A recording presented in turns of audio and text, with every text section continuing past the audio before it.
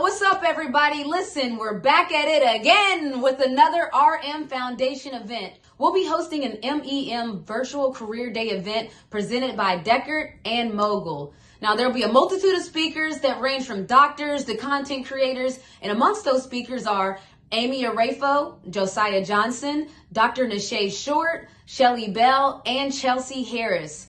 Hello, and welcome to the first annual Renee Montgomery Foundation MEM Virtual Career Day event. I'm Nicole Young. I am COO of Renee Montgomery Entertainment, and I, along with Lori Allen, will be our co-host for today. And Lori Allen is our chairman of the board of the Renee Montgomery Foundation. Lori is a native New Yorker who now resides in Sandy, Georgia, with her mom and her two rescue pit bulls. She's King and Munchie. She's the mother of one daughter, Danae Alexis, 28, as an inspired singer, songwriter, and musician. Yes, talent runs in their genes. So she was raised in a performing arts family. Music has always been Lori's first love. Lori works full-time in the healthcare industry and spends her spare time volunteering, serving the homeless community, and participating in events that promote social justice and equality. Lori has been working with the Renee Montgomery Foundation for a little over 2 years and enjoys working alongside the RMF team to serve the youth and families of the Atlanta community. So, the Renee Montgomery Foundation is, my computer is messing up here, I'm sorry. The Renee Montgomery Foundation is a 501c3 started in 2019 as an effort to serve the Atlanta community. The community of Atlanta as a whole. Every initiative strives to promote love, positivity, and equality for all. So that is the Renee Montgomery Foundation. We want to thank you guys for actually logging in today. And our next person you'll hear from is Berlia Montgomery. We call her Snook. That's my mother, and that's Renee's mother as well. She is the Renee Montgomery Entertainment Executive Advisor. She is a retired university professor and academic advisor. She's a career consultant and executive marketer, and she is a higher education student support services specialist. And I'm going to pass it over to Snook. Good afternoon, everyone, and welcome to the MEM First Virtual Career Day sponsored by the Renee Montgomery Foundation. Again, I'm Berlia Montgomery. I am proud to be Renee's mother, as well as the executive advisor at REM Entertainment. And I am just so pleased to have each of you here today, since this is an area that's so near and dear to me since I worked in it for so many years.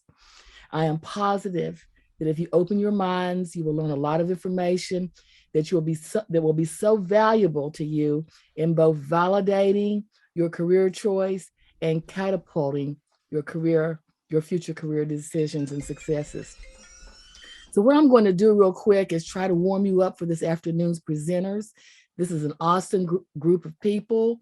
These presenters represent people from so many fields: law, medicine, business, and entertainment, to name a few. If you listen carefully to what they have to say, I am positive you will learn so much about the world of work. I'll begin my warm-up by sharing one of my testimonies with you. And you know what they say, there's nothing like a personal testimony. When I was in high school, I suffered from the syndrome every generation from mine, which was the baby boomer generation, to Gen Z and Gen A, have suffered when they became teenagers and began to enter adulthood. I knew everything and nobody could tell me nothing. I don't know if any of you are like that, but when I was a teenager and started my adulthood, I knew everything, and I definitely didn't think anybody could tell me anything. So when I was in high school and college, I attended a college prep program like the one you're in today. And I took career assessments. I'm sure all of you all have been through the route of taking the test, the career test, and doing the career exploration, so you know what you want to be when you grow up. Well, no matter what I learned in any of these exercises, any of these activities, or any of these programs, I always knew in my heart what I wanted to do when I grew up. So I went through the motions and I tried to maybe curve the answers to the test to fit what I thought they should be. Well, I went to college. I graduated. I graduated with my chosen major. My chosen major. I chose the major. I was offered a job in my major, and I was on top of the world. Research states that only 27% of college graduates actually get to work in their field when they graduate. So I was blessed. I mean, I was 1 out of 4. And so that doesn't happen very often. So I was, as I said, on the top of the world. Right? Wrong. 3 months into my career, I knew the job I had was not for me. I knew that I would not be able to work it tomorrow. I didn't want to go to work tomorrow, much less the rest of my life in this field. I couldn't figure out what went wrong, though. What actually happened there? Because, I knew everything. I went through all the programs and process to get to this place, and yet I was left out. I left out one of the most important things that I should have been doing when I was making my career decision. I didn't ask the right questions to get the information I really needed to make a wise and realistic career choice. I didn't ask questions about skills, jobs, how much money you'll make, environments, lifestyle, work hours, additional education, etc. So, side note, I know most of you had already made a career decision by this time. And so I know one of the main questions, do you know what one of the main questions, the main first question that most people ask when they're looking into finding the right career? Does anyone want to take a guess at what the first question many students ask is? How much money do you make? How much money do you make? That's always the first question. Money? Everyone wants to know, cha-ching, how much money I'm going to make. Well, that's easy information to find. You can go on the internet and go to, a career library and find that information. So today, what I want to say is I didn't ask that question, but I've had some jobs where, okay, so, there are jobs that I've had that I loved and I didn't make much money. And then there were jobs that I made a lot of money that I didn't like so much. So you can't always base everything on salaries. Today, you have a great opportunity to ask this awesome group of people and professionals some of those questions you might not get to ask or you might not be able to find on the internet or in a book. Right now, I'm going to give you a few moments to jot down a few questions that you might want to ask some of these professionals. I mean, they're going to give you a question and answer period. So it's a great time to ask some of those questions that, if you looked in a book or if you looked in the internet, you might not find. So at any rate, take a few minutes, jot them down, and please participate and enjoy the afternoon. Thank you and have a great day. Okay, thank you, Snook, for that. Thank you. And now we have a welcome from Serena Grace, who handles public relations for RME and is also Renee's wife. Welcome to the first annual RMF Career Day event. We are so excited to have you join. We have some great guest speakers lined up, so pick their brain, ask questions, and at the end of the event, you will learn how to take advantage of your Mogul subscription. And you'll also hear about an opportunity of how to receive a $1,500 scholarship. We hope you enjoy. Okay, thank you, Serena Grace, for that. I'm actually going to pass it over to Lori, and she's actually going to introduce Amy Orefo, who is our first person who's going to be our first speaker, our first guest speaker. I'm going to pass it over to you, Lori. Good afternoon, everyone. Amy Orefo is an entertainment lawyer, CEO, consultant, and influential speaker. She is dedicated to the outreach and education of entrepreneurs and creatives. As the owner and founder of Amy Orefo PC, a boutique law firm, Amy serves as counsel for new and established businesses, entertainers, and content creators. She has negotiated millions in client deals in connection with brands such as iHeartMedia, Cobalt Music, Revolt, Spring Hill Entertainment, and Viacom, to name a few. Ms. Orefo is dedicated to advocating for her clients both nationally and internationally, and she has a passion to assist in the growth and protection of their respective brands. In addition to devoting time to skillfully manage her law firm and serve as an adjunct professor, Amy is a global consultant and advisor for artists within the United States and in various countries throughout the continent of Africa. Currently, Amy Orefo Esquire is on the board of governors for the Atlanta chapter of the Recording Academy, and she is also involved in several organizations that promote the growth of entrepreneurship and entertainment. With no further ado, we give you Amy.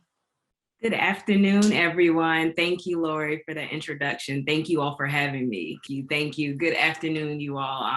I am happy to be here. I'm glad you all joined this afternoon. It shows your so you all, I want this to be as interactive as possible. So I'll just tell a little bit about myself and feel free anytime to jump in if there are any questions. Okay, sounds good?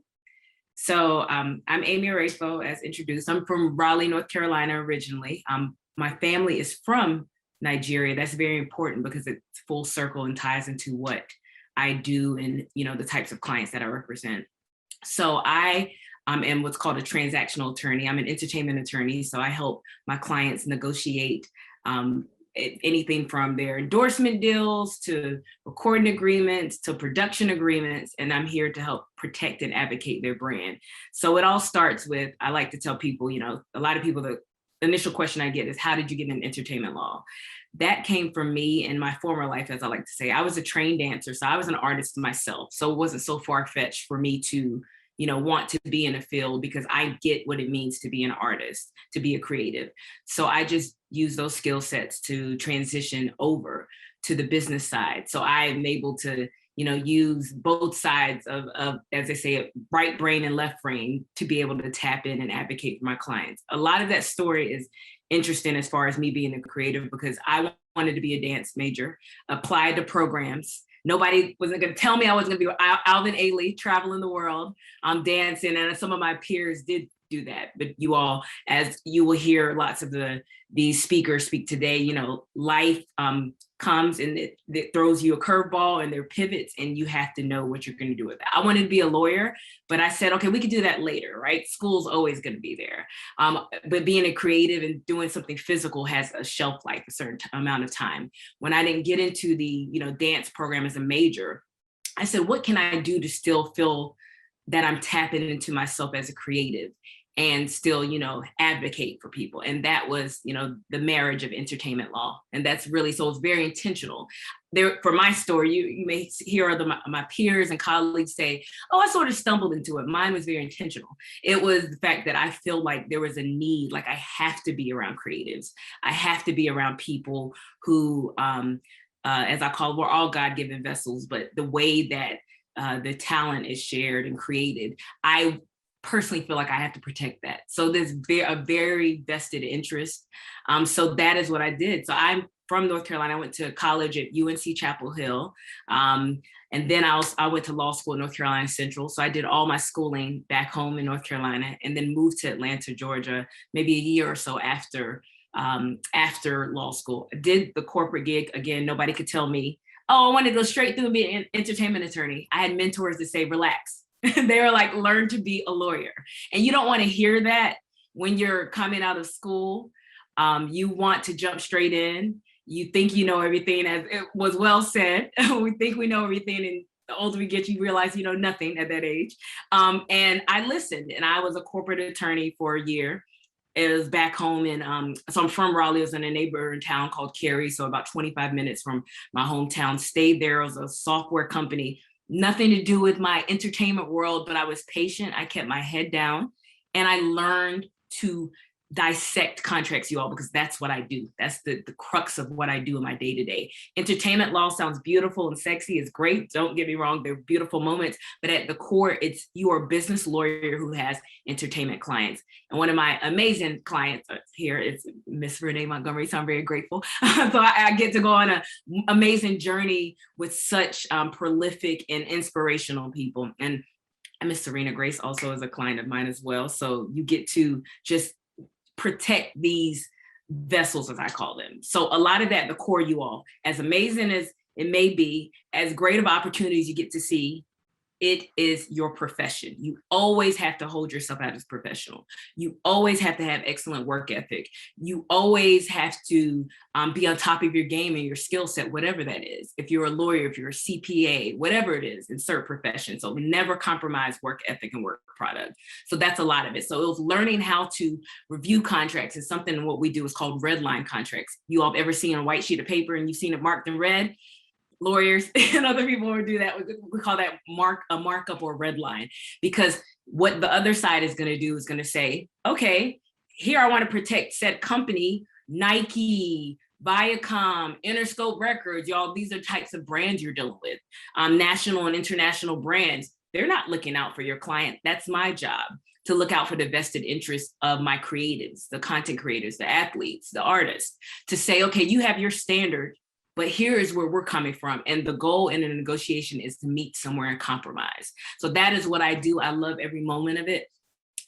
It's because I get at the other end, you get to help create generational wealth for people. And that's really why we are in it, because if you have the platform, you need the resources as well to give so that you can be a blessing to other people. So I will stop here. I want to make sure there's enough time for questions. Whether it's, feel free, you all, fair game, ask any questions about sort of, what the process is to go to law school, what it's like practicing. I wanted to stop talking. I wanted to save more time for Q&A.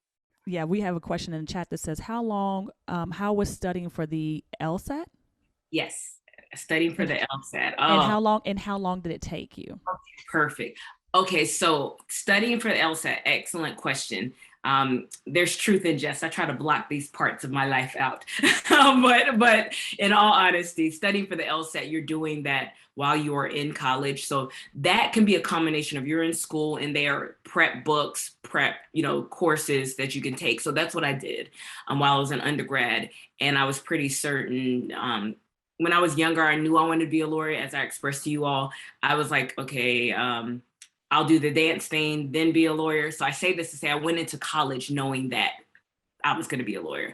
And let me answer this question before I answer the LSAT question. There's a huge myth that when you go to law school, you have to be a political science major. Absolutely not the truth.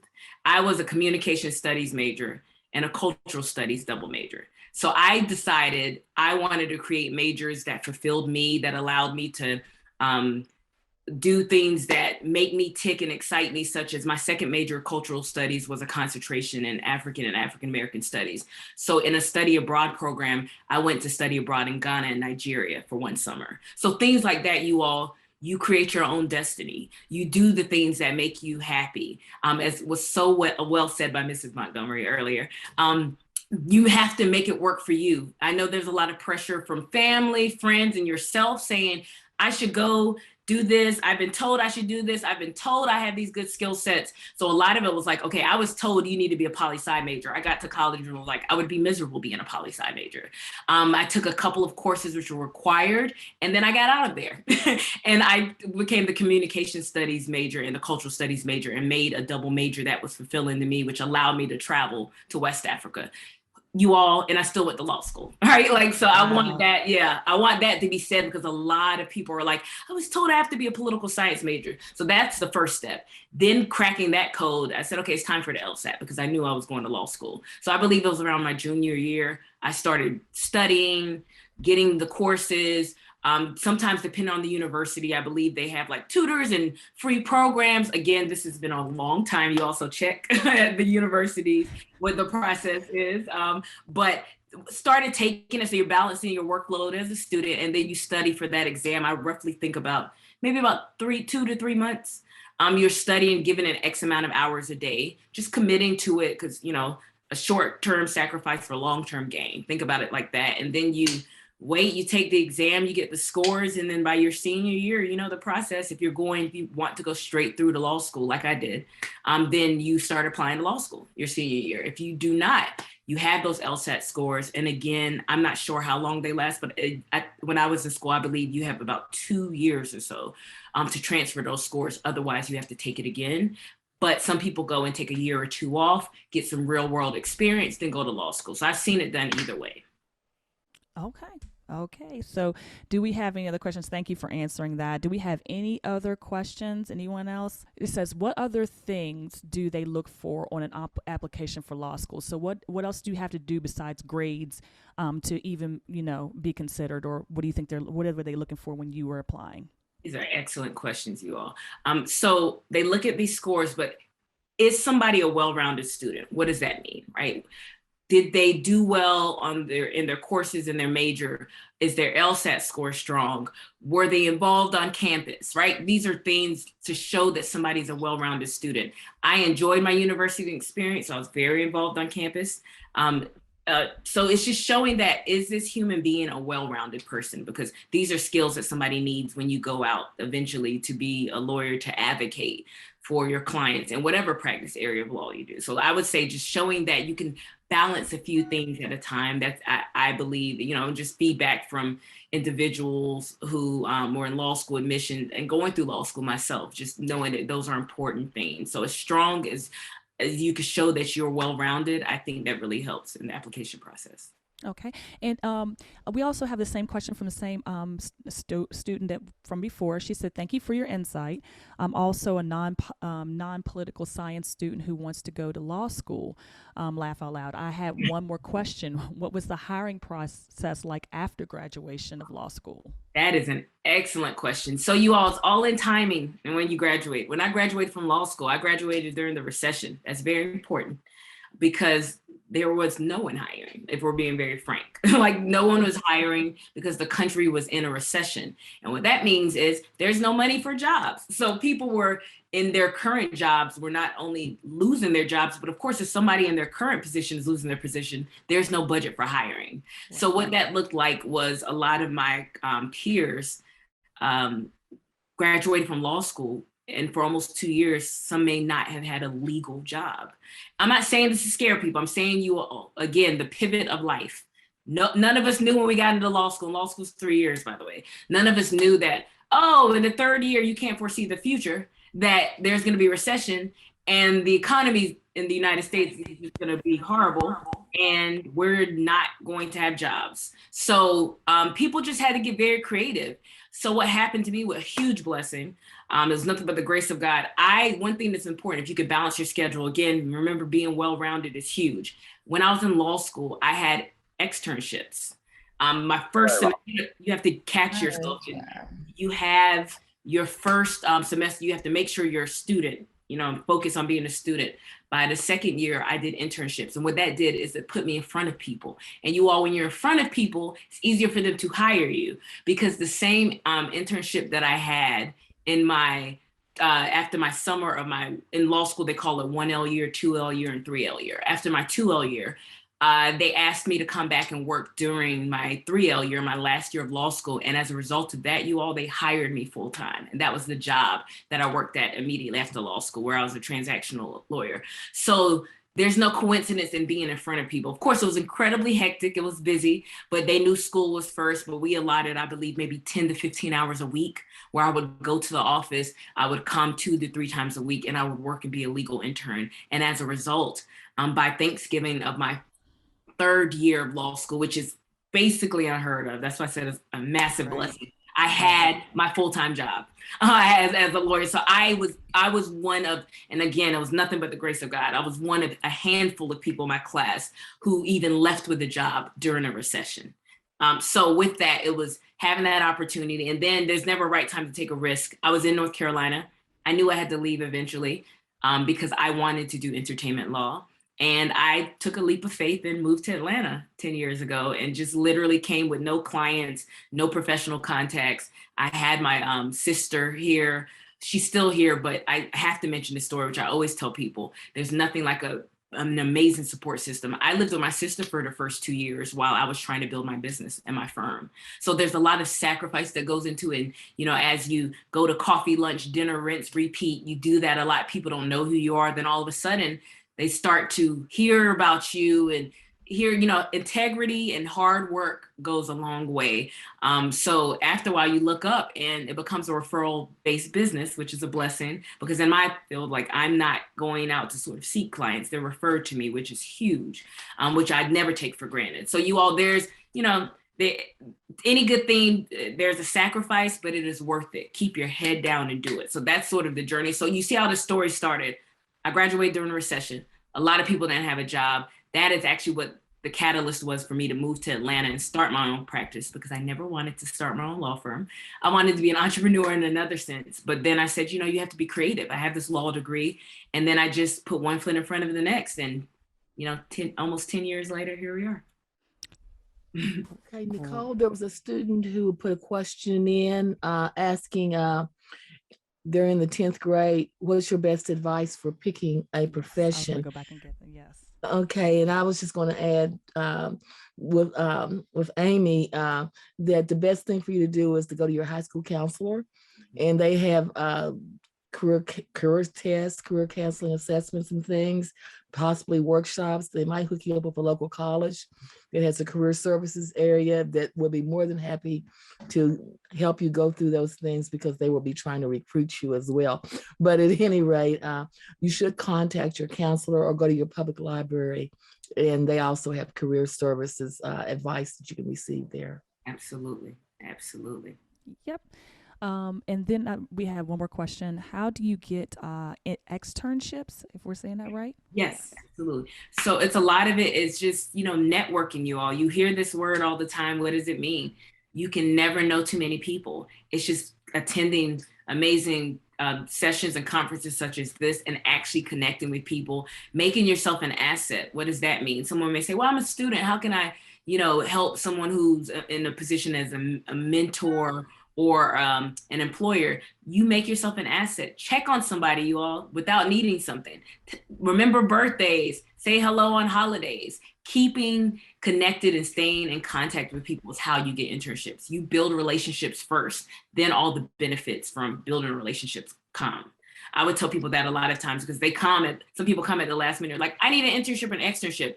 And people work with people they know, like, and trust. If somebody doesn't know you and there's no context, of course, there's a hiring process, but it's easier to hire somebody who, if you're a student and, a family member referred you or a mentor referred you, or somebody's like, this is a special young lady or young man, I think you should talk to them. That goes a lot further, you all, in life. And that's what happens throughout life. We all can testify to that. It never stops.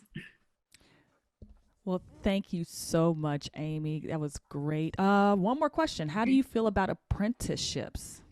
Awesome. So if somebody's thinking about, in the sense of, if you're going to law school or anything, definitely, you can never get too much experience. If you're thinking about going to law school, shadow someone, shadow them especially as a student. Take advantage of being a student. People give you a lot of access.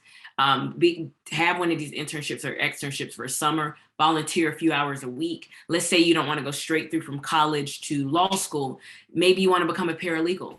Maybe you want to become, you'll just do something to expose yourself, because what some people see is, I like this aspect of the law, I do not like this aspect of the law, right? So it'll allow you to, by process of elimination, to figure out what you like. So yes, absolutely. I encourage apprenticeships, internships, externships. They're all the same thing. Just exposing yourself to the professional practice area. Great, great, great. Well, I want to thank you so much, Amy, for all the information that you gave us. It's been great. We have another question, right? Yes, one more question. So what's something that you realized you didn't enjoy about your dream job in entertainment law after you've made it? Oh, that is amazing. You all are just firing off these awesome questions. Yes. So let's see, because this is where my creative side comes. Because I am a creative, there's still parts of the day that you have to do. So I would say the administrative side, checking the email stuff. that you can't avoid that in any profession you do. I think it's every profession. That's all I'm about to say. That's not unique to entertainment law, that part, because I am very much interested and intrigued in the getting to the business part, which is negotiating this contract, talking to my clients, traveling to meet the and for various business development events. So, but that's a part of any profession. So sort of the administrative side of, because being a lawyer and running my own business are two very different skill sets. So that part, it can get a bit hectic, but it's a part of the gig. Great, great, great. Okay. All right. Well, thank you so much, Amy. This has been wonderful. I didn't know about externships. I didn't know about it, all the other ships that there are available. So thank you for all the information, and want to thank you for joining us today. It's wonderful. Does anyone have one last question before we actually let Amy go?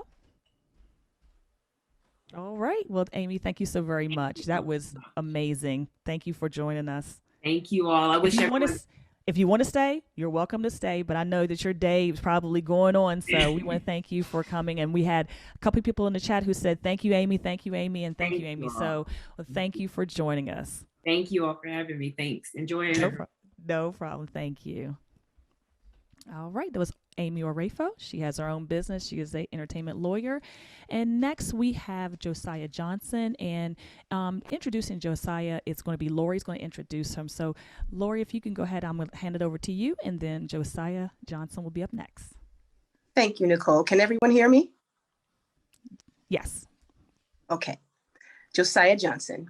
A versatile creative in traditional, new, and social media, Josiah has created, produced, directed, written, and or hosted for Turner Sports, Netflix, Comedy Central, Showtime, OWN, Complex, Yahoo Sports, NFL Network, and Fox Sports.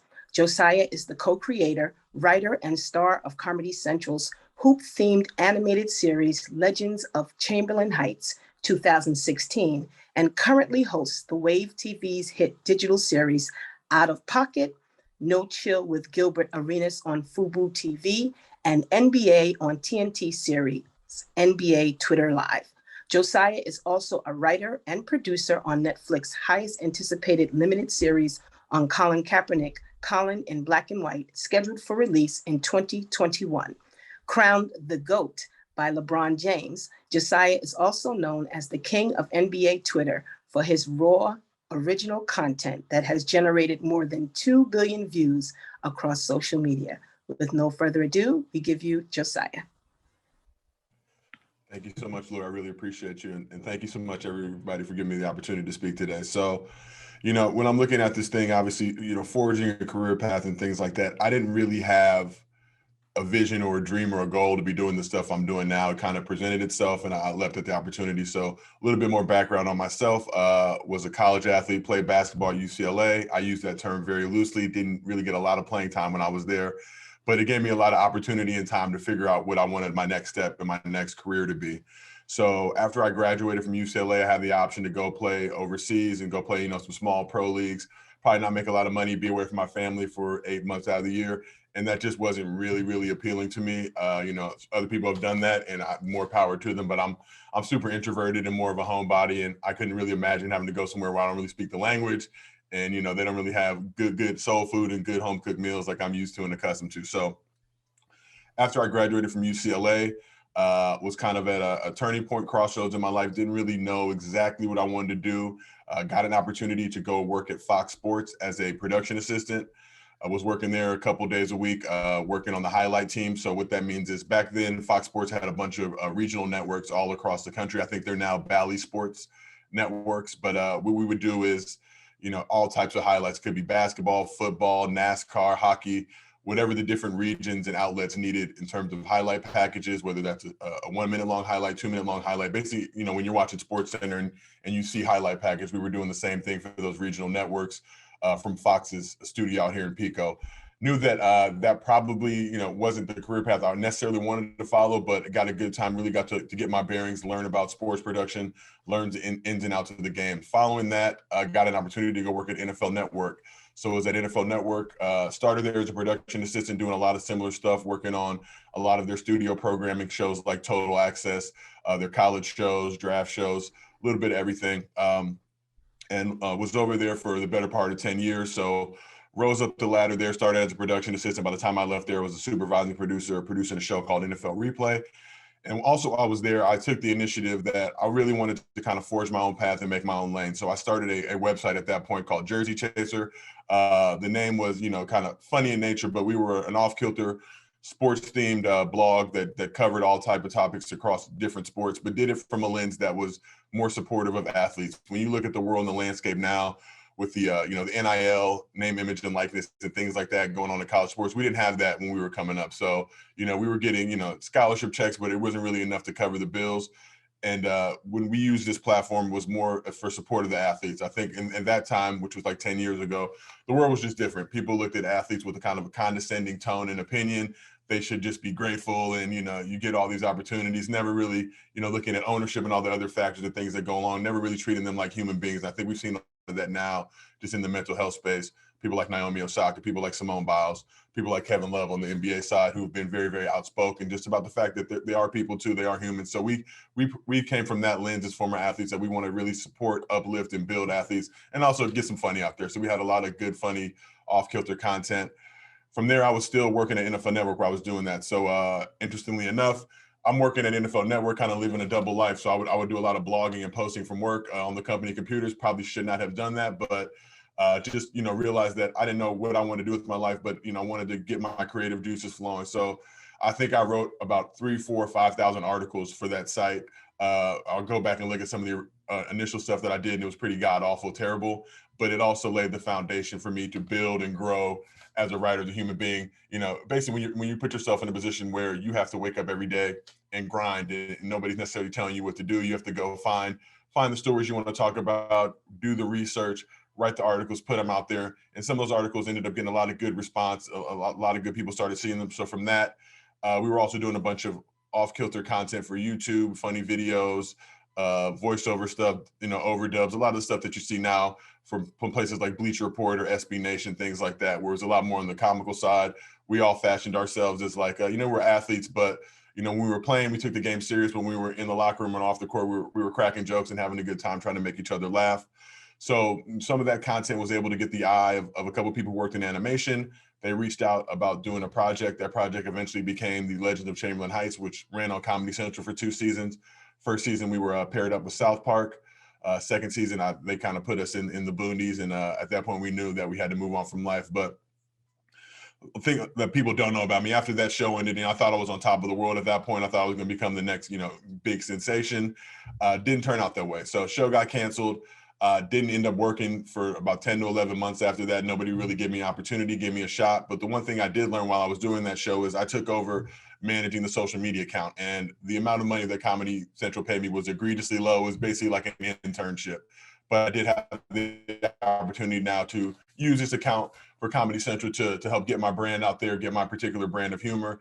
The whole time I was doing that, my wife was in my ear like, yo, you're doing everything for them. You're not doing anything for yourself. You should be using this on your own social media account. At that point, this is like 2015, 2016. I'm like, yo, I don't really like social media like that. I don't really want to put myself out there, subject myself to some of, the negative aspects of social media, which is, the torment, the trolling. There's a lot of haters out there, a lot of people who create fake accounts to say a lot of out-of-pocket stuff and kind of hide behind a mask because they know that you won't figure out who they are.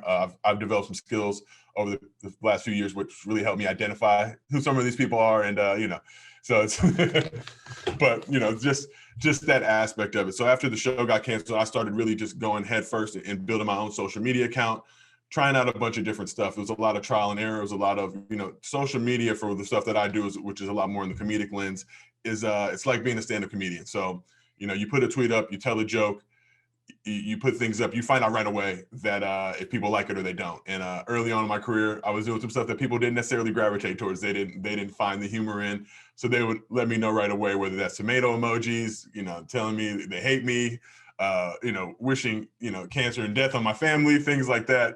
But from that, you develop the mental toughness and fortitude to continue on and grow in this space. So now, as a result of that, I've done a ton of stuff on the entertainment side, the social side. So now I do a lot of social consulting, work with a lot of different companies. And that's also opened the avenue for me to do a lot of on-camera hosting stuff. When I first got into the sports industry, I had no intentions whatsoever of doing any on-camera hosting, despite having this decently good-looking mug. But as I started doing that stuff and opening that path, it was really as a result of the social. I started building my following up and being able to leverage that following with different companies and brands who wanted to tap into my following. So right now, I think I'm about to surpass the 200,000 follower mark probably in the next 4 to 6 weeks, the current trajectory I'm on. But now I'm able to leverage that with brands, consumers, sports networks like Turner and a bunch of different other companies to do a lot of on-camera, on-air stuff. So, as I look at, I just want to say thank you again to Renee and the foundation for giving me the opportunity to speak to you guys. I love doing things like this because, when you're young and you're growing up and you're trying to figure things out, I think we live in a lot different world than our parents and our parents' lived in. They would have to, get careers and stay in those careers for 20, 30 years. And that's, once you graduate college, this is what you're going to be doing. Where nowadays you have the opportunity and ability to change careers multiple times. I've seen different articles and studies where it said, people in our age range will change careers 4 to 5 times, just depending on, what they're interested in doing. The one thing I will say is you can't ever cheat the grind for whatever you're doing, whether that's playing basketball, being entertainment, working in social. You need to put the energy and the effort in. It's not always going to be easy. You're going to get a lot of rejection. I also work on the, the entertainment side, and there's a lot of rejection on that side. There's a lot of people that are telling you no, a lot of people that are projecting their own inequities onto you and trying to make you feel like you're not capable, but you have to find that strength within yourself always. And just know that you deal with that, because all it takes is one yes. So you can get a million no's. If you get that one yes will help elevate you to new heights. So I was blessed and fortunate to get a yes from Ava DuVernay, work a project with her and Colin Kaepernick called Colin in Black and White that was just released on Netflix about 2 weeks ago on Colin's life. And when I look at Colin, that's another human being I take great inspiration from. This is a man who sacrificed his NFL career, millions and millions of dollars, because he just got fed up. He wanted to raise awareness about social injustices going on in the world. He chose to do that extremely peacefully, unlike others that we've seen. If you think about this last election, or, senators in certain states who, are out of pocket and maybe owned professional WNBA teams that needed to get booted out because their views didn't really align with the world and the way things are. But from Colin, just get that strength to know that, sometimes in life, what you start out as is not necessarily what you become. And that's not what you become in life, but to also find the strength to persevere, to put up with the rejection, to put up with all the things going on in the world to get to where you want to get to. So now I've basically been able to carve out a super successful niche for myself in the social media space.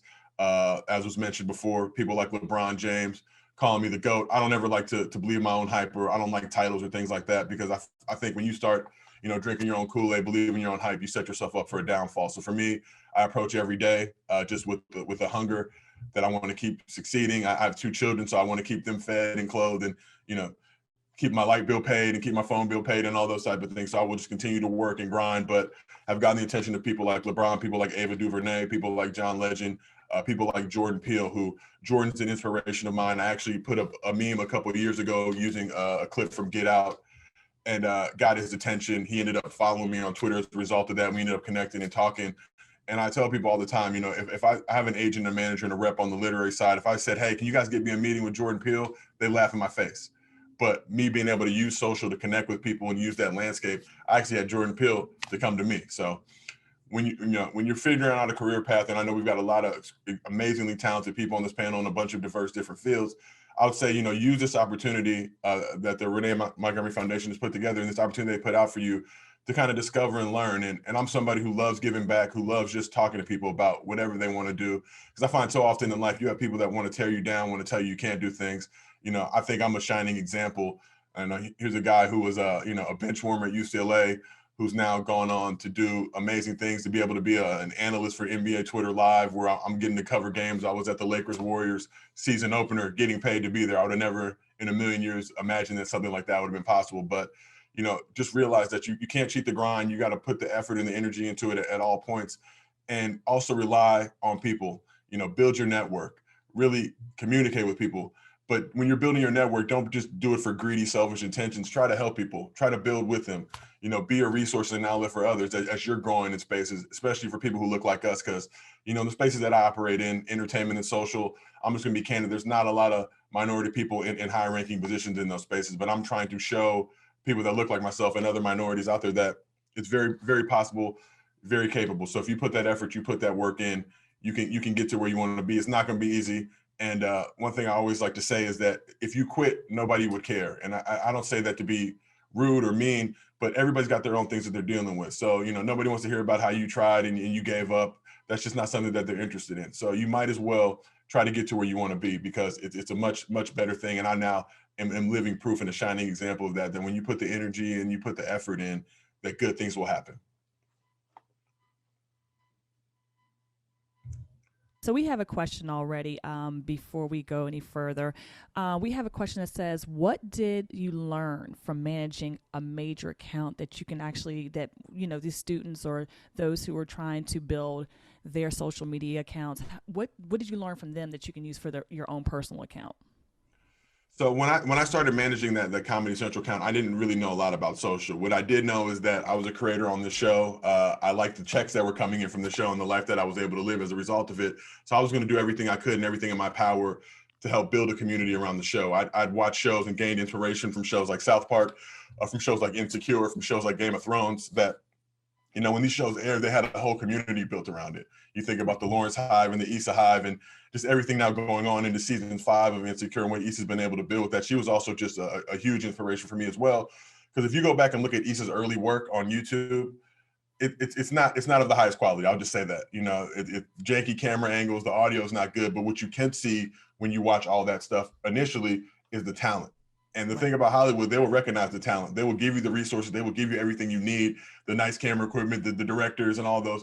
But if you have the talent to put that energy in, so don't be discouraged initially if you don't have, you know, multi-million-dollar budget. Really, we all have iPhones nowadays or Androids or things like that are very capable of producing content. So what I did when I started managing that account is I just took a deep dive into all the other accounts out there. What was the content they were putting up? What was the stuff that was resonating the most with fans and viewers? And what were people really engaging with? And that's why I really first saw that memes were just a way that, you know, memes for me, I have a family, I'm super busy, but it's a way that you can put content up very quickly, very efficiently. And even if you just go look at my page over the last few weeks, like OBJ signed with the Rams, put a meme up from one of my favorite movies, Baby Boy, you know, just a funny thing. But, you know, I mentioned Aaron Donald, Jalen Ramsey, and Matthew Stafford in the meme. It was basically, you know, it was supposed to be them going to pick up OBJ from the airport. It was a funny scene from Baby Boy. Jalen Ramsey saw it, quote tweeted it. Aaron Donald saw it, laughed at it. But you just have the ability now, especially in the spaces I deal with in social, where for good and bad, because I'm sure there's other horror stories where people will talk crazy about somebody and that person ends up seeing it. And then it's like, well, what did you just say about me? So you have to understand, when you're working in social and working in these spaces, that, you know, there's a lot of opportunity for growth. But I would say start on your own account, figure out what lane or community you want to be in, identify and key in on the people that are successful in that lane, and really take a deep dive into their content. What's their successful content? What's their not so successful content? What time are they posting things at? What are they doing things around? Like, you know, all those type of things that you can look and study and dissect. And it's interesting because social's only been around 15, 20 years. There's not really a surefire manual for how to do it other than just to do it. I learned the most about social just from putting tweets up. If I put a tweet up and got the tomato emojis and people tell me they hated it, probably stop doing stuff like that. Conversely, if I put a tweet up Right. and it gets a ton of engagement and people love it, oh, I'm gonna do more stuff like this. But you can't learn, it's just trial and error. And even what I deal with on my side is some mental health as well, because, you know, the internet can be a very nasty, mean, bitter place. And it's also made me a better person in how I move. Because, you know, I think a lot of times we want to put people down or tell people, I hated that or I dislike that. You know, I respect artists and their craft. So maybe it's something I don't like, but I respect the art and the energy they took to make it. So I just won't say anything about it. I'm not going to sit there and try and tear somebody else down to build myself up. So in running that account, it just taught me that, you know, whatever you're going to do. And like I mentioned before, Comedy said I ran that account for like 60 weeks and maybe made $1 an hour, you know, when it all broke down. So Wow. And this was back in the day. This was back in the day when it was like, oh, you know, social's not that big of a deal. Anybody can do it. I think now brands and people are learning, like, no, it's a very, very unique skill, very nuanced to be able. And now I get to do branded campaigns where I literally make twice as much as I made in those 60 weeks off of one tweet. So, you know, just it goes to show you that if you put that energy and effort into it, you know, you can get there. But it's not going to be easy. I think a lot of times, especially the younger generation. We do have a question for you. We do have a question for you. So what goes into writing a TV show? Ooh, it's a very, very long process. But for a show like Colin in Black and White, which is, you know, you're talking with Colin, you're telling a story. The show takes place during his high school life. You're dealing with somebody who's first person who's actually alive. And obviously Colin wants to make sure that it's authentic. So with a process like that, it's interesting, actually. When we started that writer's room, it was 2019. Literally the week we started, he found out about his Atlanta workout. So he was supposed to come in for 3 days, really tell us everything about his life. First day he comes in, I got to go to Atlanta now and prepare to try to get back in the NFL. But it's really just, you know, for him, we got together as a writer's room. So there were several other talented writers led by our showrunner, Michael Starberry. And we had, I think, 4 other writers in the room. initially we're just pitching ideas. This would be a great story to tell. This would be a good story to tell. Hey, what if we tell this? From that phase, you're doing an initial, kind of simple couple paragraph write-up about what you're thinking. And you usually try to structure that in 3 acts with the beginning, middle, and end of it. You won't really have the idea fully fleshed out at that point, but you'll pass it on to Ava, you'll pass it on to Netflix, you'll pass it on to Colin, get their notes, reaction. All right, this is a good story to tell. This isn't, let's do this one, let's not. And then from that, so you do that initial couple pages, then you'll do like a 1 to 2 page outline, a more in-depth, more stringent, this is what the story is going to look like. You'll get approval on that. Then you'll do the more formal outline, which if you watch the series, episode 6, I actually got a story by credit with Michael Starberry. Michael Starberry wrote the script for the limited series finale, but me and him worked on the story by together. So what that means is we put the outline of the story together. That's a lot deeper. That's usually for a half-hour show, 15, 20 pages, not a ton of dialogue in there, but this is how the beats of the story are going to play out. And then from that, once you get approval on that, then you get to go into script. So you'll write the initial first draft of the script. That'll take about 2 weeks. We did a half-hour show, so those are anywhere from 30 to 40 pages on Final Draft. I don't know how familiar everybody is with screenwriting software, but you'll turn that in. Same thing, notes from Ava, notes from Colin, notes from Netflix.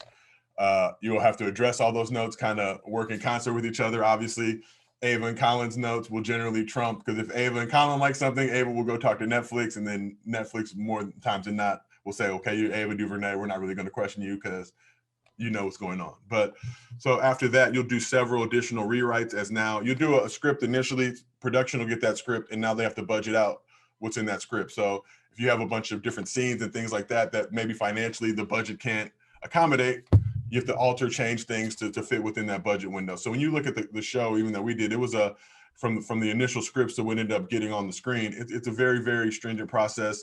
Several rewrites, several different note sections and things like that. But for anybody interested in getting to that level, the thing I would encourage you to do is just write. And you're writing initially, you're going to feel some sense of gratitude after you finish your first script. I'm just here to tell you your script's probably going to suck. And that's not me being rude. It's just what it is. The big thing about writing is rewriting, right? Writing is fine. Oh, I did this script, I just wrote it. Okay, I'll go back and look at stuff like mine, like, ooh, why did I think that was good? And then but now it's the rewriting process. And that's where you'll actually learn how to write, by changing things, by taking a look back, moving this, altering that, getting things to where they need to be. So it's not an easy process by any stretch of the imagination, but one that you actually have to physically do. So write short scenes, write little mini things, anything that you're interested in, encouraged and inspired by, write. And there's no shortcut around that. And I guarantee the more writing you do, the more reps you get. Like anything, as a basketball player, the more reps you take. I'm not just going to show up to the gym and drop 50, right? Fresh off the street, no stretching, no warming up, like, oh, I can just do it. It's like anything you do in life. The more energy and effort you put into it, generally, the more success you'll have. Okay. Amen. And we have one last question.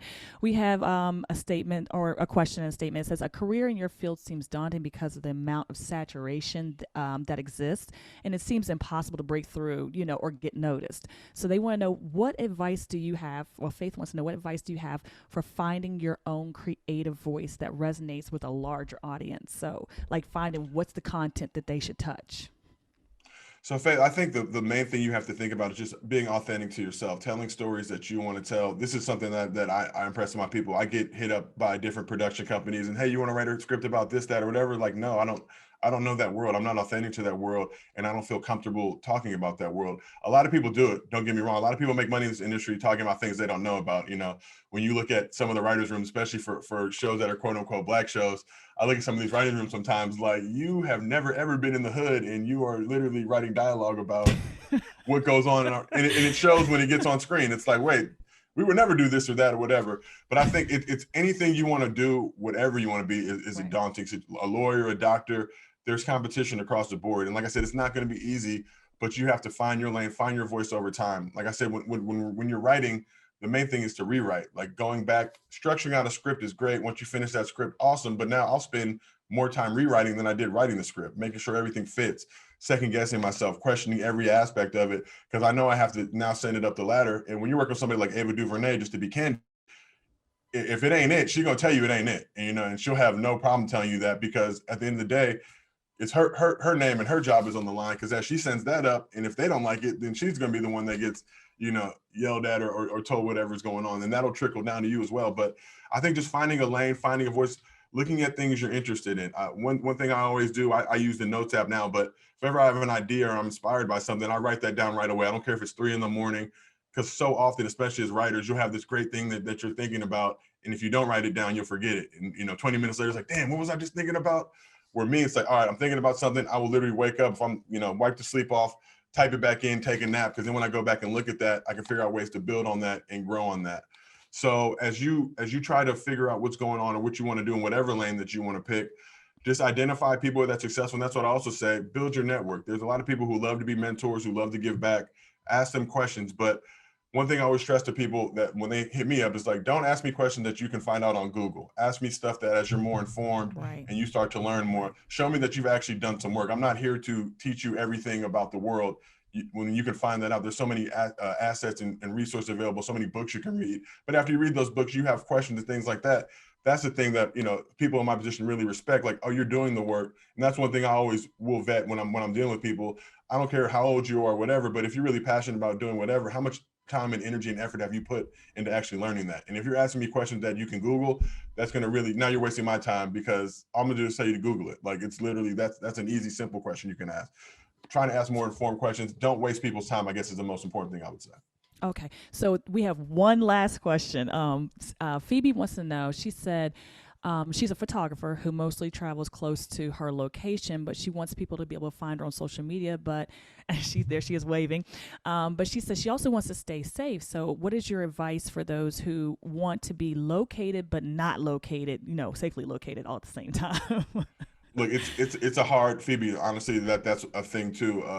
Especially in this world now, there's a lot of, as we just saw previously with the gentleman who jumped on with the janky dance moves, there's a lot of questionable people in this world. I would say if you're going to do shoots, going to do things like that, make sure if you have friends that you can bring with you, people that you can bring with you, always feel safe. Also too, when you got a lot of expensive equipment, this is things I learned, and I'm 6'7", so it's a little different, but I used to do a lot of, videography and things like that.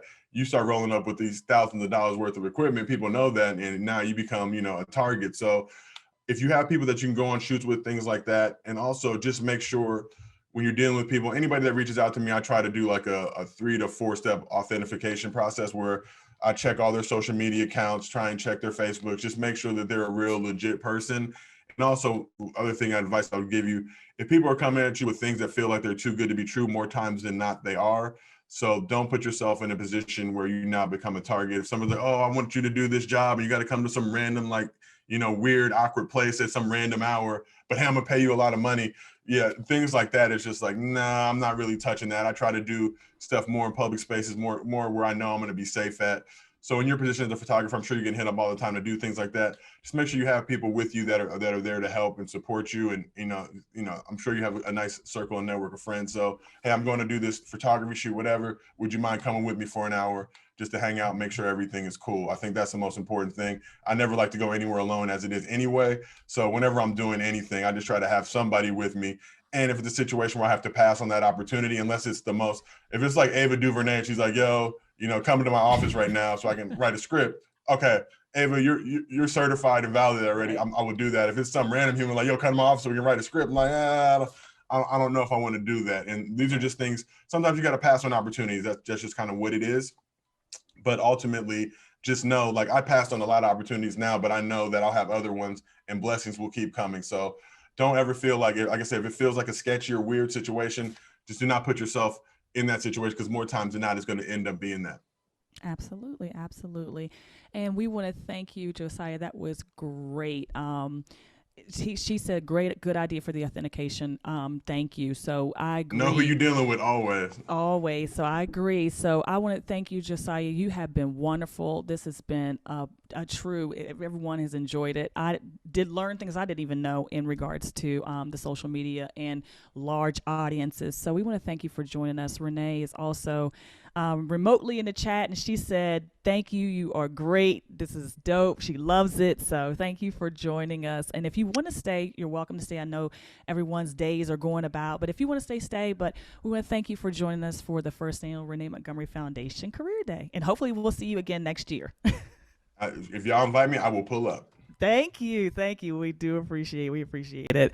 Okay. And so now we're going to move on to Dr. Nishay Montgomery Short. And Dr. Short is actually, for the past 10 years, Dr. Nishay Montgomery Short has worked as a retail pharmacist in West Virginia. She started her career in pharmacy 15 years ago after receiving her bachelor's degree in chemistry from West Virginia State University.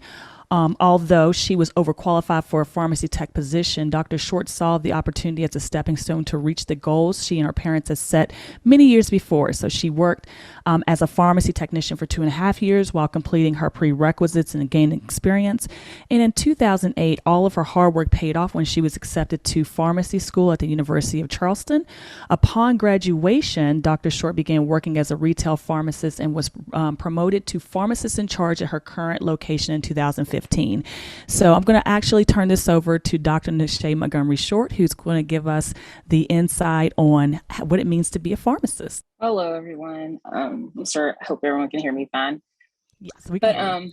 Okay, good. I'm Dr. Nishay Montgomery Short. My parents actually have been very influential in our lives, me and my sisters. And while Renee was very obviously athletically inclined, mine were more academic. So I've always been really strong in math and science. And so my parents had this thing where they looked at our qualities and our traits and pushed us into where we were strong. They always encouraged us to be individuals. So math being one of my favorite subjects because it's black and white. Either you're right or you're wrong. I don't like English where one teacher can grade your paper, give you an A, another teacher can grade your paper and give you a C on the exact same paper. So I don't like that. So I want to be right or I want to be wrong. If I get the right answer, I want to be right. So my parents have always inspired me to go into the math and science fields. And so when I was younger, they inspired me to become a pharmacist. And so they, the whole time I was growing up, they pushed me in that direction. So they put me in HISTA and programs that developed my math and science skills. I was in advanced college classes when I was in high school. And so when I graduated, I went to West Virginia State College and I went there and I obtained my bachelor's in chemistry, as Nicole had said, but you don't have to have a bachelor's to go to pharmacy school. You can do the prerequisites and go straight there, but I think it's very important to invest in your school. And so I really enjoyed my undergraduate studies. I was on the cheerleading team. I pledged Alpha Kappa Alpha Sorority Incorporated. I was involved in campus, and I also did community service while I was in school. So I didn't want to just do the prerequisites and then go straight into graduate school. I wanted to actually finish my degree because I did like my school there. Now, that being said, chemistry was not the best field to be studying while, all your friends are having fun and you're sitting at home. But there was many a times that I wanted to change my major, but my parents encouraged me to stay the course and see it through. And I'm extremely grateful for that. So as she stated, when I graduated, I got a job at Kroger Pharmacy as a pharmacy technician. So this is very important. I think people in today's society think, well, as soon as I graduate with my degree, I should start at the top. I'm going to be the boss. You might have to still start at the bottom, and that's okay. It's okay to start at the bottom. I was making minimum wage with a chemistry degree, but it gave me valuable experience that I needed to become a pharmacist. And that being said, whenever I was a technician, first of all, to get into pharmacy school, we had to have a recommendation from a licensed pharmacist. So in order to do that, I had to work under a licensed pharmacist so that I could get that recommendation. And also, when I first started pharmacy school, there was a shortage in pharmacists. So it was a big push. Everybody, go to pharmacy school, become a pharmacist, you'll get out and have a job. But by the time I graduated from pharmacy school, that was not the case.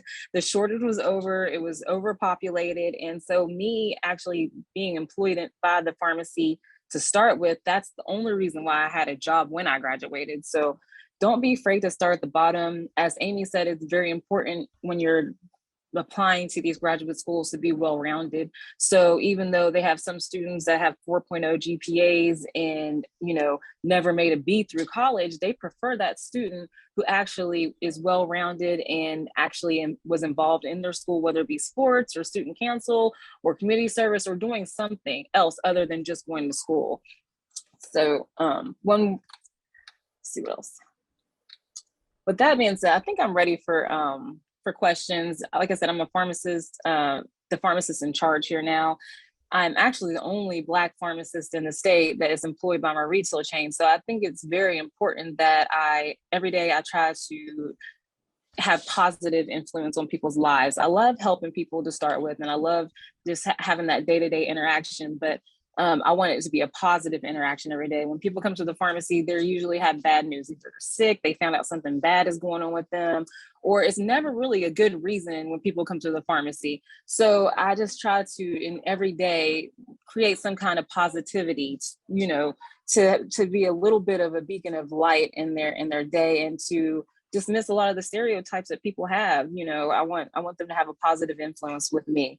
So if there's any questions, I am open for questions. Well, actually, I did have Jayla asked a question earlier, and I think it was actually she directed towards you. She wanted to know, and I think you touched on it, how you picked the profession of specifically pharmacy. Like, how did you think that particular part of the medical or studying med school was the part that you wanted to go to? How did you get to pharmacy?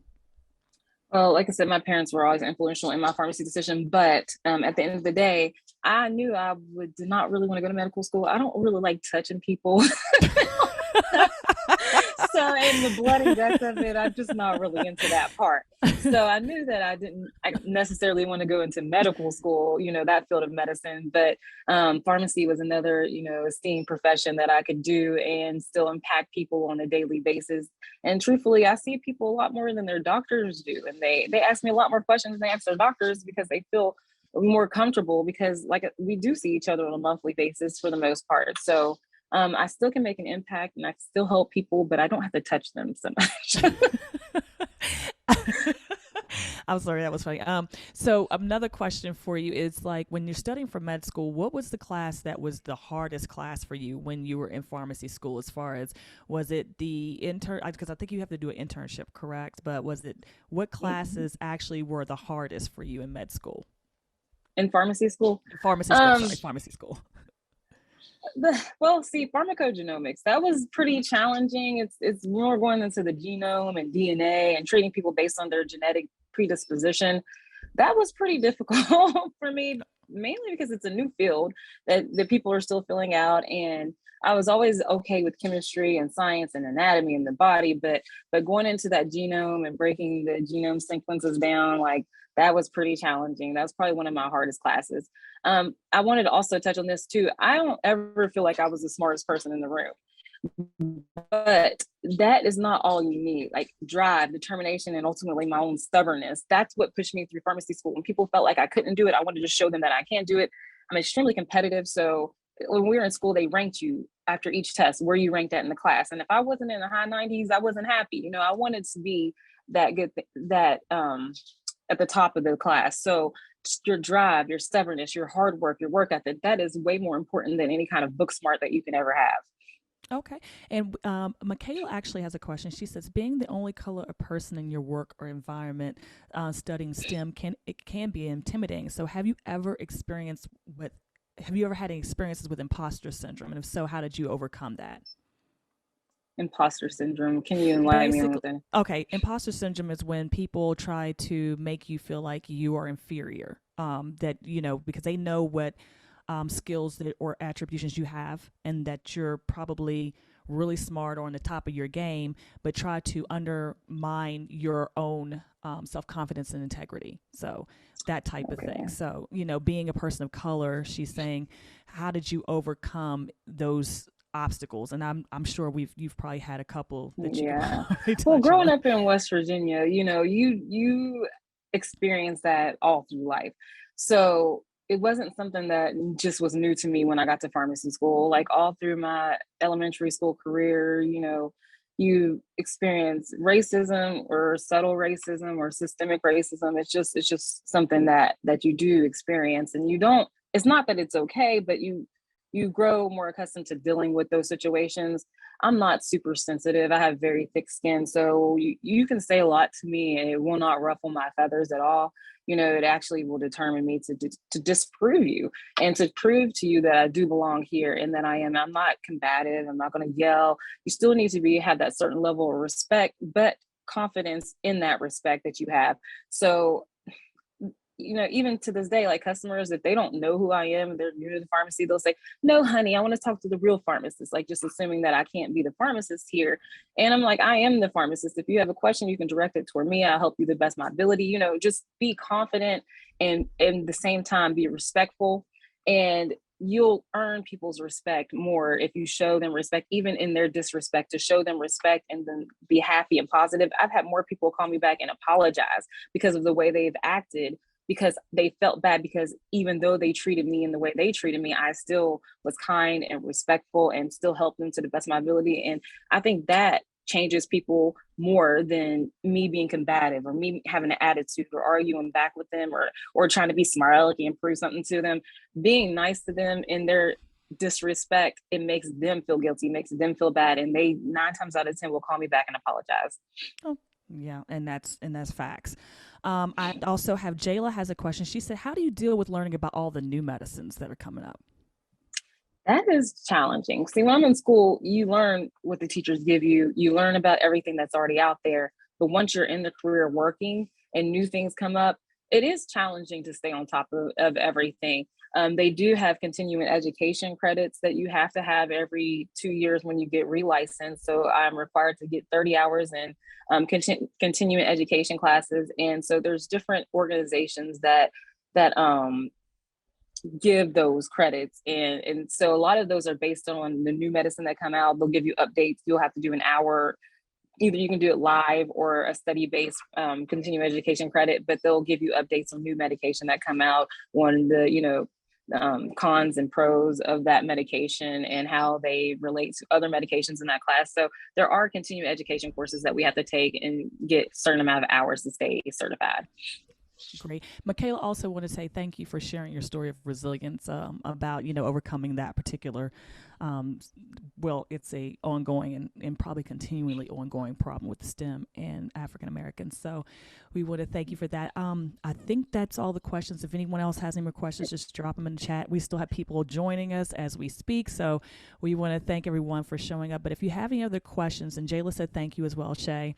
If you have any other questions for Shay, Dr. Nashay Short. I'm sorry, I shouldn't call her by her name. This is my sister, so I apologize. And Renee said thank you, sister, as well. So we want to thank you guys for asking any questions. If you do have questions, like I said, new people are coming in, drop them in the chat. But Nashay, thank you for joining us. Thank you. It's been beautiful. We appreciate that, and we want to invite you back again next year for the second annual as well. So you're welcome to stay. Looks like you're at work right now, but you're welcome to stay. And if you want to stay, but if you're not, we want to thank you for sharing with us. Thank you for having me. See y'all. Thank you. All right. And we're going to be moving on. And our next guest speaker, her name is Shelly Amilade, Bell, and she is a systems disruptor. She blazed new ways of thinking across the educational, political, and financial systems and scaled over 100 businesses across sectors. Shelly has worked as a K-12 educator, a patent examiner. She's a spoken word artist, and she is a computer scientist and a nonprofit executive. Between creating the first tent for women on the Airbnb, launching a business as a single mom with 3, and building tech platforms for equitable financial capital, Shelly practices the mantra she preaches to resist being average. Her most recent disruption is Black Girl Ventures Foundation. I'm sure everybody's heard of that, which transforms entrepreneurship by reimagining the way Black and brown women founders get access to financial and social capital. Named as one of Entrepreneur Magazine's top 100 powerful women in business, Shelly Amilade Bell is a computer scientist, system disruptor, and business analyst, and strategist who moves ideas to profit while empowering people to live, build, and foster better relationships. She connects entrepreneurs, investors, and corporations in order to diversify their talent pipeline, increase equity, and grow their brands. And I'm going to actually turn it over. Ms. Bell is with us, and I'm going to turn it over to her. Thank you, Shelly. Thank you. And thank you so much for having me. This is exciting. I'm Shelly Omilade Bell, but you can call me Omi. No worries, Nicole. You did amazing. I was trying not to butcher it. I was trying not to. Yeah, it's completely fine. It's okay. And for all of you out there with not so easy to pronounce names or read names, I know you understand. So it's always great. You can call me Omi. I'm so excited to join you because there was not many times growing up for me, or even throughout my college years, that there was a career day where there was an entrepreneur talking about entrepreneurs, or anybody in the realm of funding entrepreneurs talking about entrepreneurship. And even if the local like doctor came who had their own practice, or if the local like barber or someone of that nature came, they never used the word entrepreneurship. They never used the word founder. They just called them their titles. So I'll tell you a little bit of my story. I had no clue what I wanted to do. To be honest. So if you're out there, you're like, I don't have it together. I don't know what I'm going to do. I don't know where I'm going to land. I'm just going to experiment a little bit. I'm going into college. I knew I liked computers. And we had I'm not that old, but I mean, we had an old Gateway computer at home. That was way back in the day.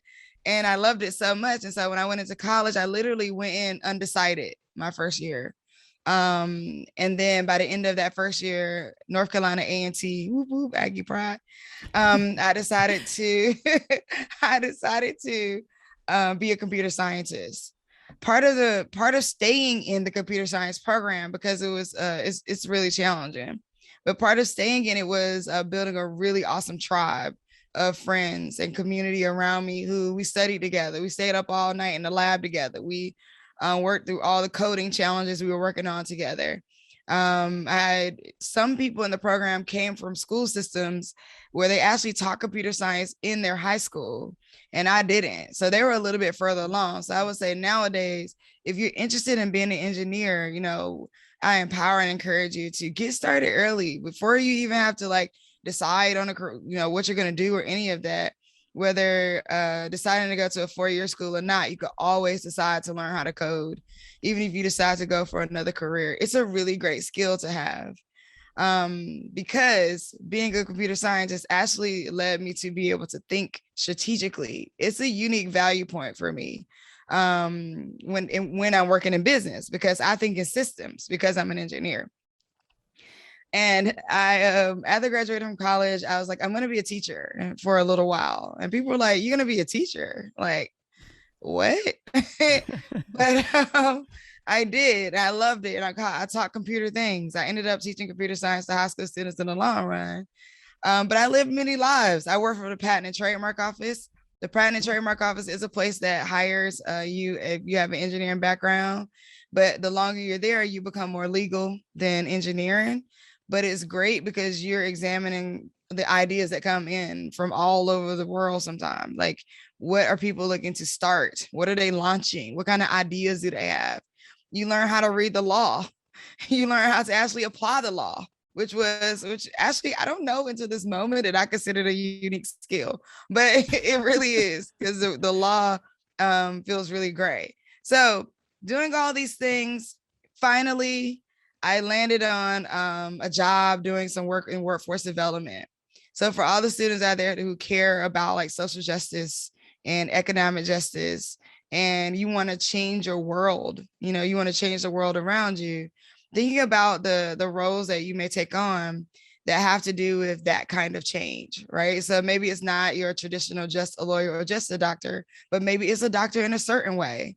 And maybe it's a lawyer in a certain way with a certain lens on it. And that is the power of entrepreneurial thinking. So I got laid off twice. After that, went to this job. I'm working it. I'm thinking it's great. I'm thinking I'm changing the world, and I get laid off. And I decided, you know what? I'm never going to work for anyone else.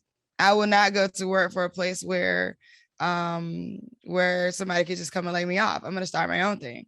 So I go. This is where I built the tent that I rented out on Airbnb. Why? I had an empty living room. And so I said, hey, maybe I can make some extra money off of Airbnb. I don't have extra room, but I gotta have an extra living room that's free. So built the tent. It worked. I had a woman who stayed with us for a week. I had another woman who stayed with us for about 6 months, actually. But it needed more money. And so I pivoted and I went on to launch a t-shirt line. This was me just thinking of whatever skills I had. I've landed on the t-shirt line. I used my tax money to buy my own machines. My mom gave me $10,000 of her retirement money to launch the t-shirt line. So I started printing for myself and other people. Whatever skill sets you have can be used to build your dream.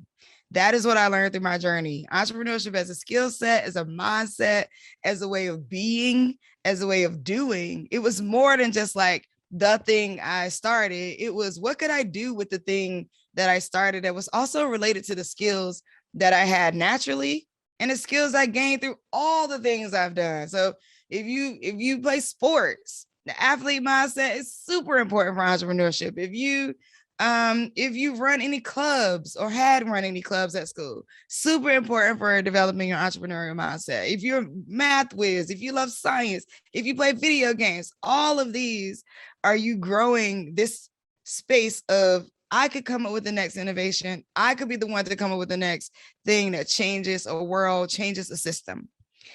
So I'm running my print shop. It's great. I'm traveling up and down the East Coast. I am selling t-shirts. I'm printing for small influencers and small brands.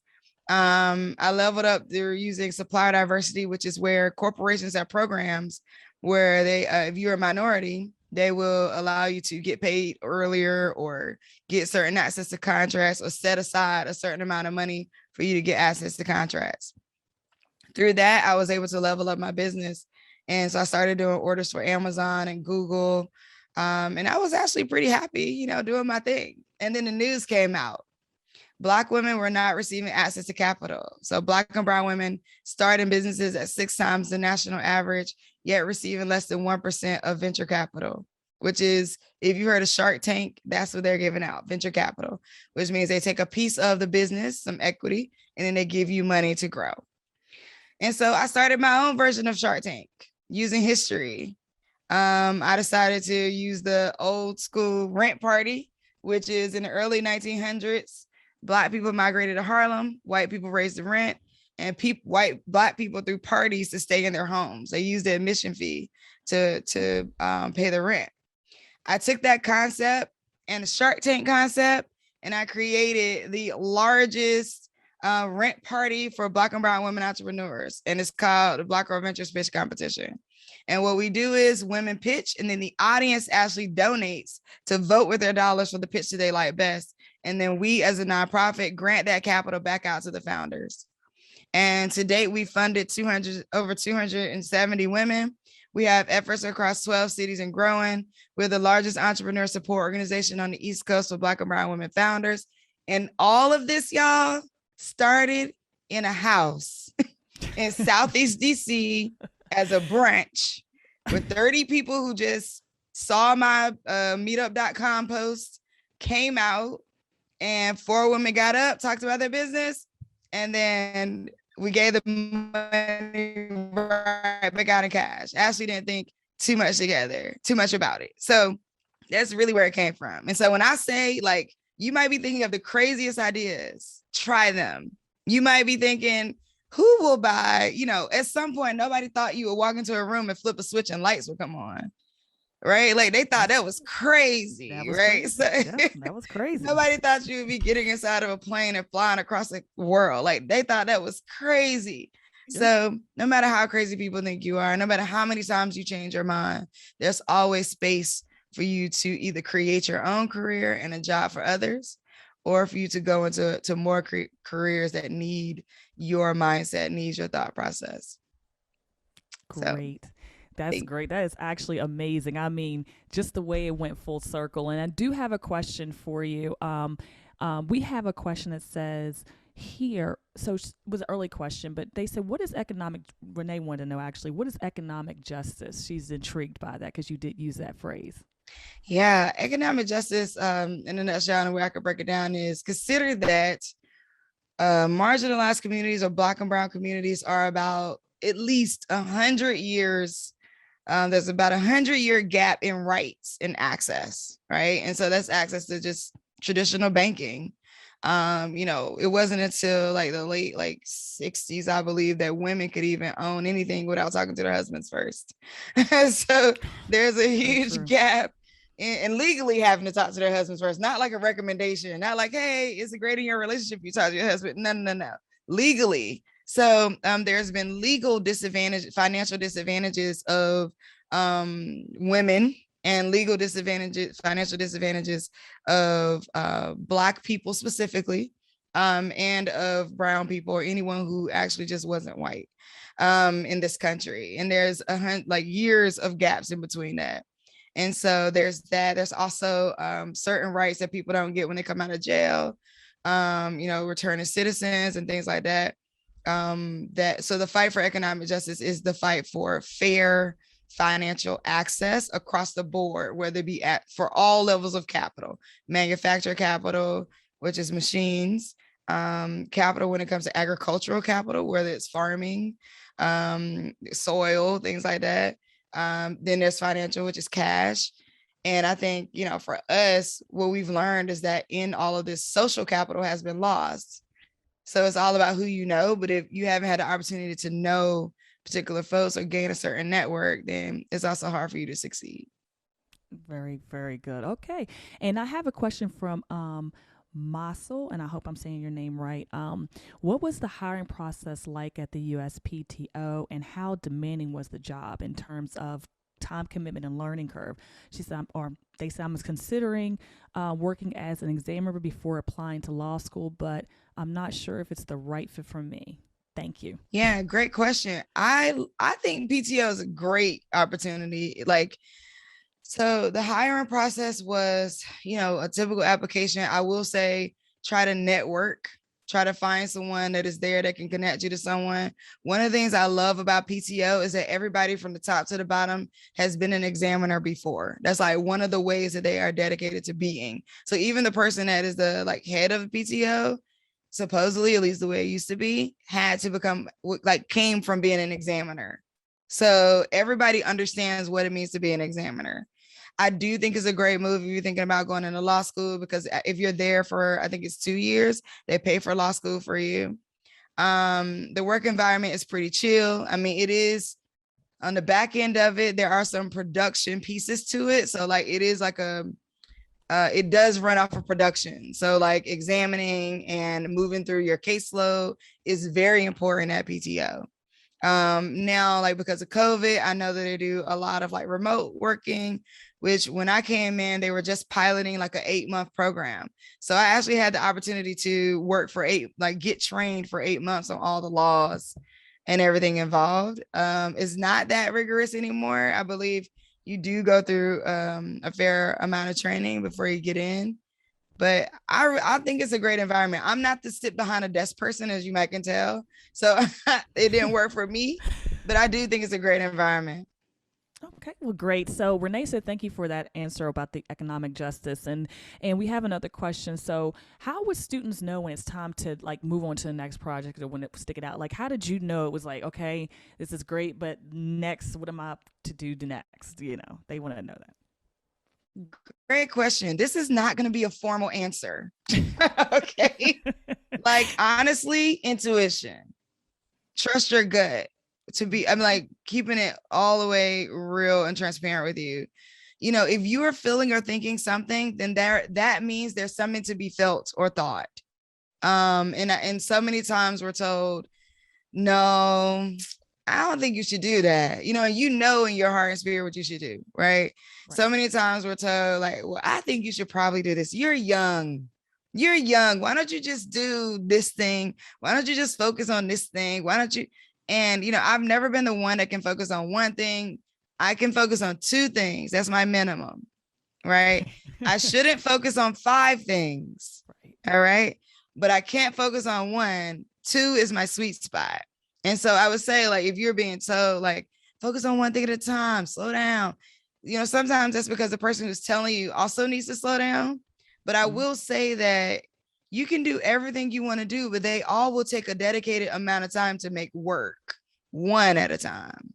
So you can do a lot of things, but they will take a dedicated one at a time effort from someone I want to make that clear too, because at first, when you grow a company, at first that dedicated effort is you. Eventually, that dedicated effort becomes a team. When that dedicated effort becomes a team, you can now focus on the other thing that you wanted to do. And then if you've gotten good at being a grower, right, then at some point you're gonna keep creating the systems, not necessarily all the things that have to come from your energy solely.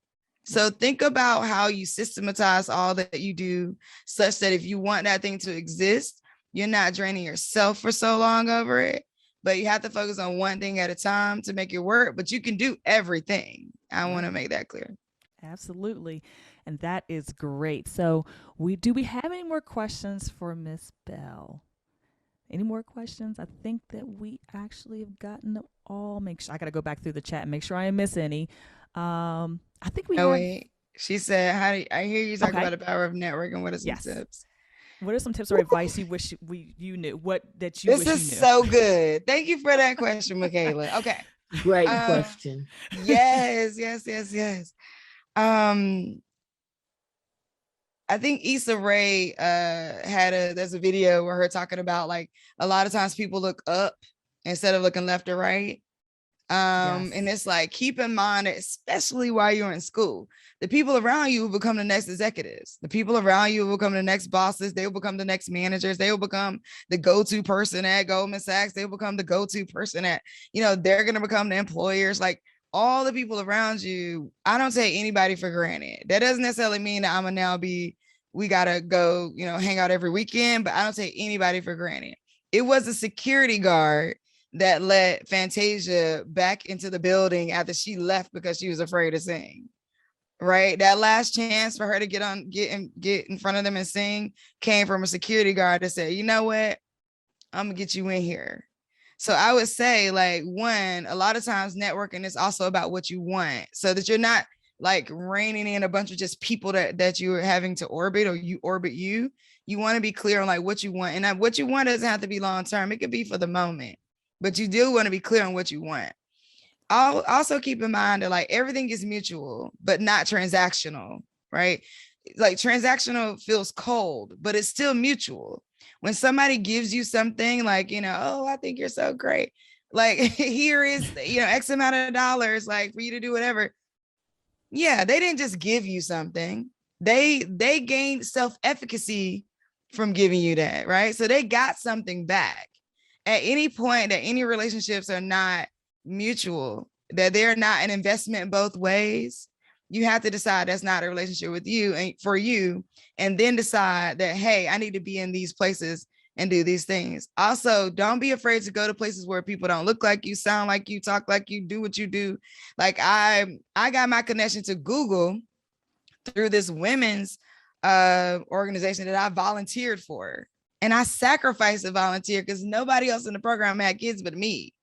Right. And I had to drive to DC. I live maybe like 25 minutes, 30 minutes outside of DC, but I had to drive to DC every week just to be a part of this community.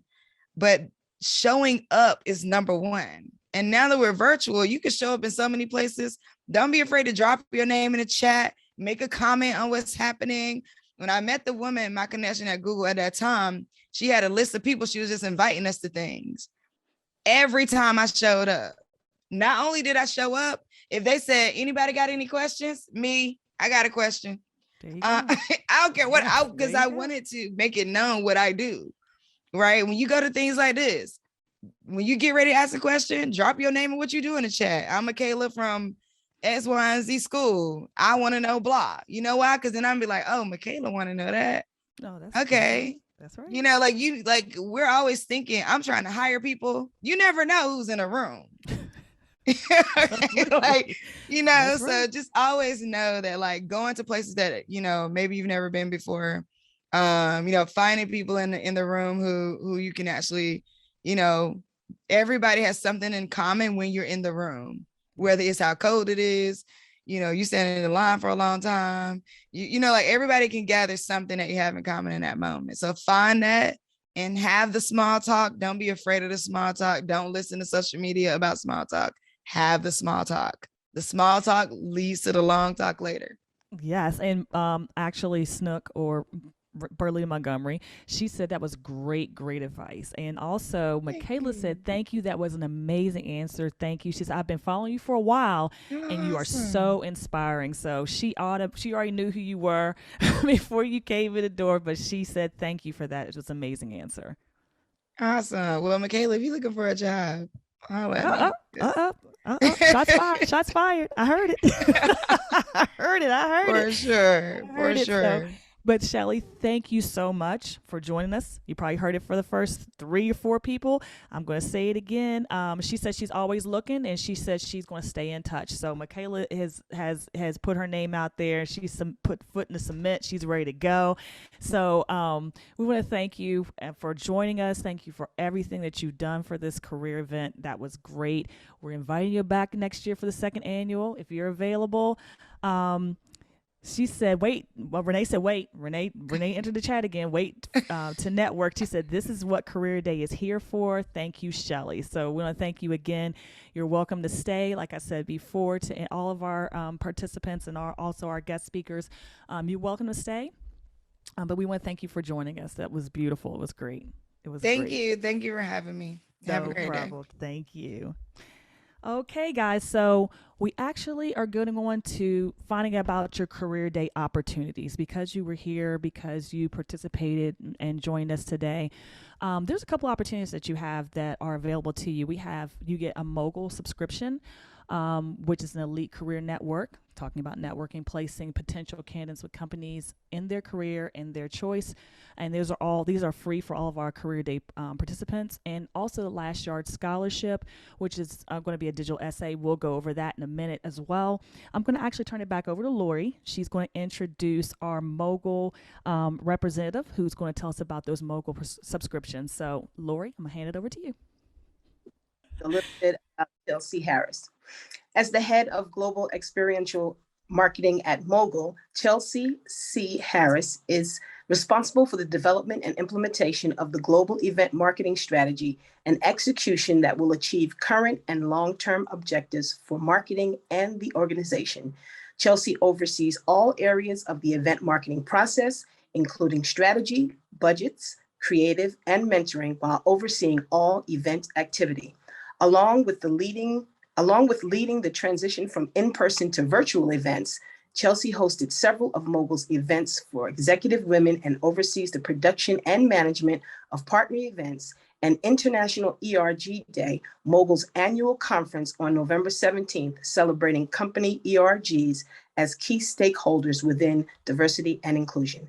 Additionally, Chelsea is the founder of Palette Event Agency, partnering with multiple venues and organizations to shift the way consumers experience their brand, human to human. Chelsea, the floor is yours. Fantastic. Thank you so much for that intro, Lori. And I hope everyone can hear me all right, because it just started storming in New York out of nowhere. And I was listening to the amazing Shelly previously, and then the wind started blowing and the lightning started crashing. And I was like, oh no. So I'm so honored to be here today. And thank you for that wonderful intro. As mentioned, Mogul is the leading diversity recruitment platform in the world at the moment. We're so honored to be able to be offering 3 pillars, which is our talent solutions, our talent ecosystem, and our social impact.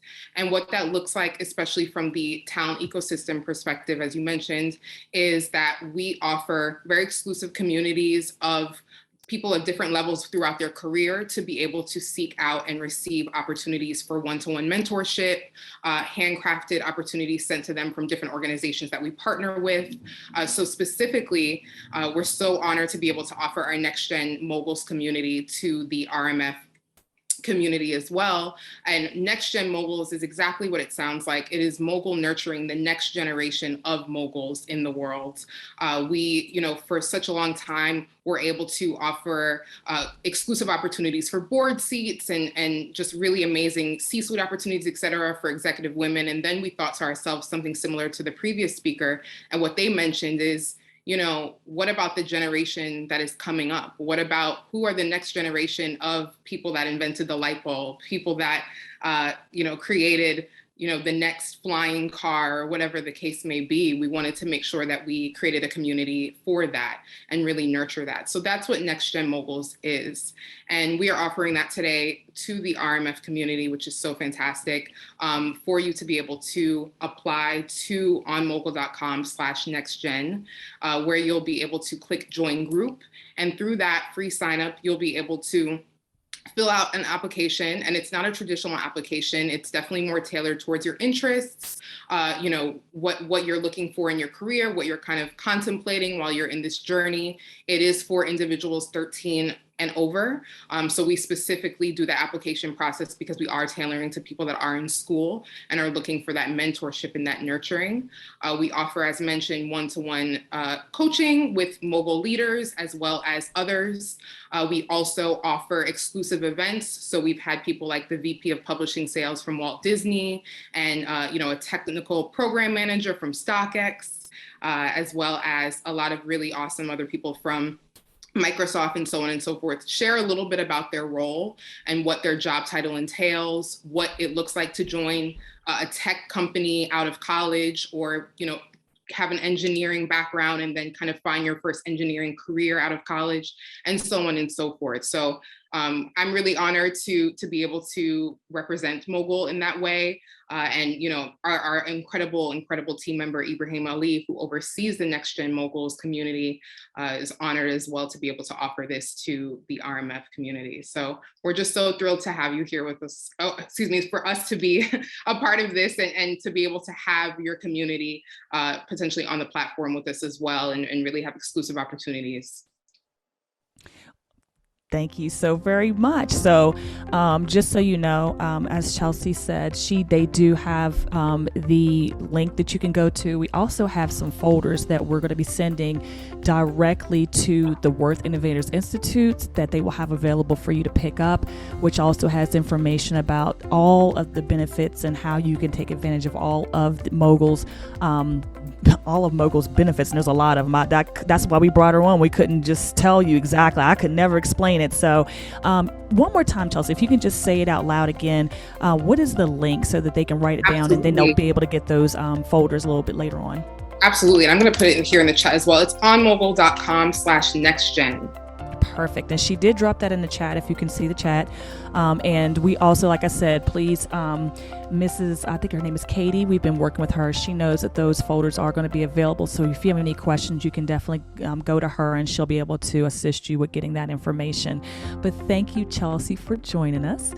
Next year, we would love to, invite anyone from Mogul to join us for our career day. We want to grow this every year. So yourself or anyone within your organization, we welcome you back as well. Thank you so much. Not a problem. So guys, we're going to the next thing, which is the Renee Montgomery Foundation, The Last Yard. And this is actually a scholarship that we're offering to the participants of our career day today. And with this particular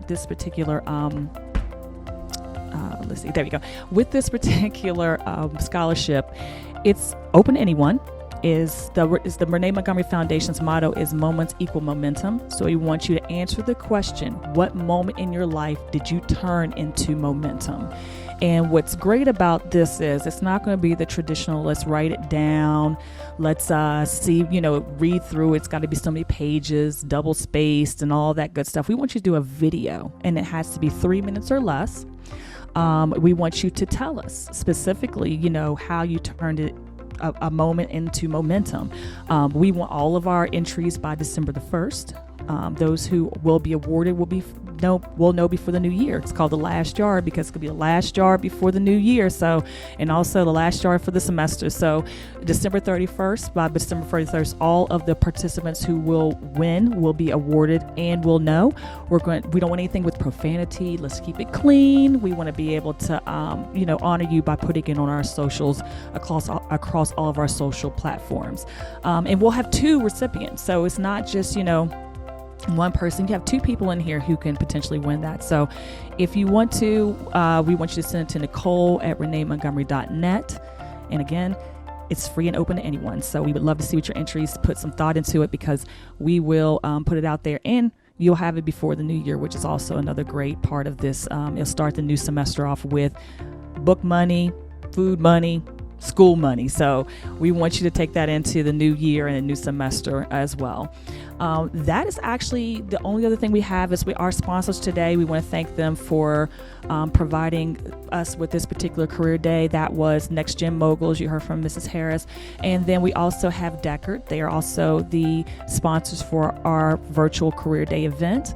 And that's basically everything. We want to thank all of the speakers. We want to thank you for joining us. We want you to be we want to also thank you for being so very patient because we did have some disruptions.